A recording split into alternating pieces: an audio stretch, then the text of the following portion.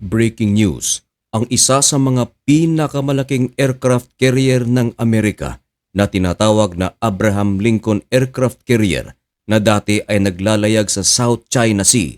Ngayon, kinumpirma na ito ay nakarating na sa Middle East. Ito ay tinatawag ni Donald Trump na option for Iran. At ang Supreme Leader ng Iran na si Ayatollah Ali Khamenei ay nagtatago ngayon sa underground bunkers. Lulusob na kaya ang United States of America sa Iran upang kunin si Ayatollah Ali Khamenei? Kaya ng United States of America na pumasok sa bansang Iran? Yan ang ating pag-uusapan sa videong ito. Pero bago ang lahat, dating gawin muna tayo mga kaibigan. Baka pwedeng makahingi ng kaunting pabor. I-subscribe mo na rin ang channel na ito at samahan mo na rin ng matamis mong like ang videong ito at i-click ang notification bell. Napakalaki kasing tulong yan para sa aming mga content creators.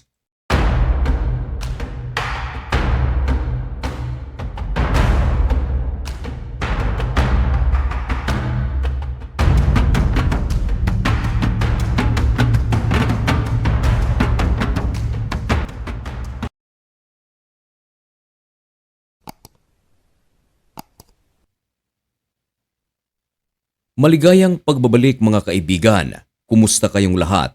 Ngayon ay January 27, 2026 at nagbabaga at napakabagong balita ang ating ihahatid sa inyo.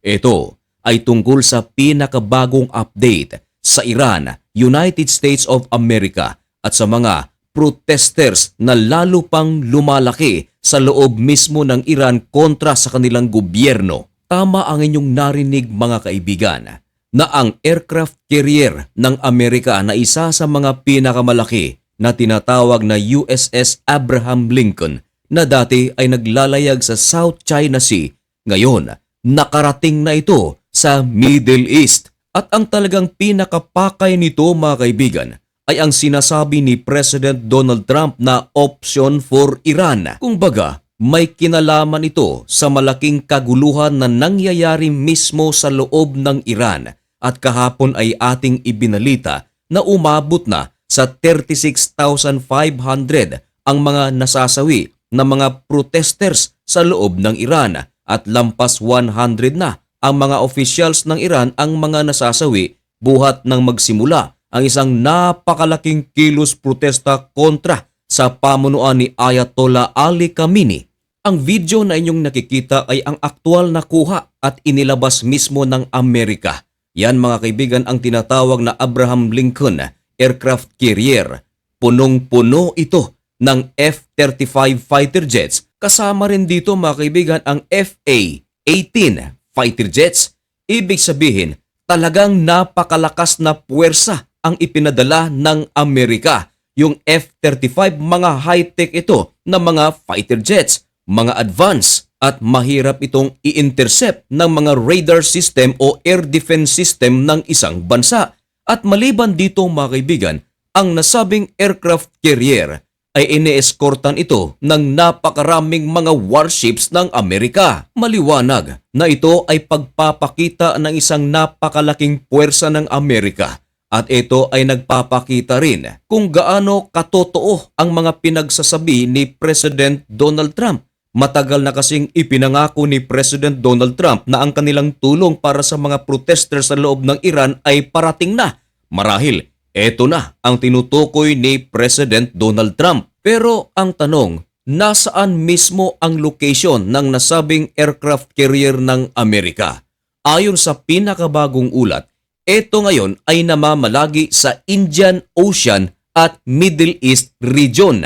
Hindi ito direkta malapit sa Persian Gulf. Ibig sabihin mga kaibigan ay pinahihintulutan ito ng Indian government at ng Middle East. Maraming mga Arab countries ang pumahintulot sa ginawa ng United States of America kahit paman kaliwat kanan ang pambabatikos ng ibang mga bansa dahil sa banta ni President Donald Trump sa Iran. Pero ganun paman, kahit na merong mga bansa na kumukundina sa ginagawa ng United States of America, marami naman ang sumusuporta rito. Natural mga kaibigan, number one dyan, yung mga protesters Ganyan nga ang kanilang sigaw. Humihingi sila ng tulong mismo sa United States of America. At ang Israel, mga kaibigan, ay nakasuporta rito. At bilang patunay, ang Air Force ng Israel ay naka-high alert. Lalong-lalo na napakalaking gulo na nito sabagat maaalarma ngayon ang Iran dahil sa aircraft carrier ng Amerika na malapit na sa kanila. Ayon sa Israel, maaaring every now and then ay magsagawa ng pag-atake ang puwersa ng Iran. Kaya naman, naka-high alert ito. Kaninang umaga lamang mga kaibigan, January 27 pa rin, nagsalita na ang United Arab Emirates at inanunsyo nito at kinumpirma na ang USS Abraham Lincoln ng Amerika ay nakarating na nga sa Middle East at wala silang ginawang pagharang. Pero meron itong sinabi, ayon sa UAE, hindi sila papayag na ang kanilang airspace territory ay magiging battleground kung sakaling umatake ang Iran o kung sakaling umatake ang Amerika sa Iran. Dagdag pa ng UAE, hindi rin nila papayagan na makarating sa kanilang karagatan ang digmaan sakaling mangyari na nga ito. Marahil itong mga pahayag ng UAE ay bilang pagprotekta lamang sa kanilang bansa. Lalong-lalo na nangako ang Iran na lahat ng mga base militar ng Amerika na nasa Middle East at Israel ay kanilang tatargetin kung sakaling umatake ang Amerika. Hindi maikakaila na maraming base militar ang Amerika hindi lang sa Israel kundi maging sa Saudi Arabia, UAE, Egypt at maraming mga bansa sa Middle East. Kaya nagpapauna ang mga bansang ito ng mga pahayag na gaya niyan.